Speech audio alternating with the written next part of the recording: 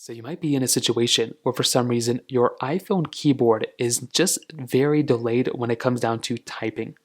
So when you're going through and typing things on your iPhone keyboard, the keyboard itself is just very delayed in typing. It just takes a long time to type things in general. Now, this can happen for a couple of different reasons. Number one, the first thing that might end up fixing this problem is usually if you go through and kind of reset your keyboard dictionary.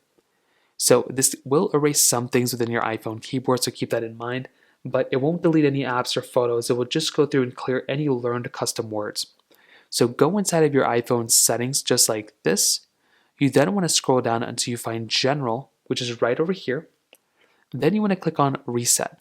So scroll down until you find that Transfer or Reset option, which is right over here.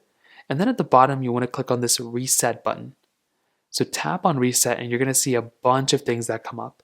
The big thing we basically want to go and kind of adjust here is this reset keyboard dictionary. So go through, tap on reset keyboard dictionary, and this is going to go through clear any learned words or anything like that. And that is going to be another one of those things you can basically do. So type in your code.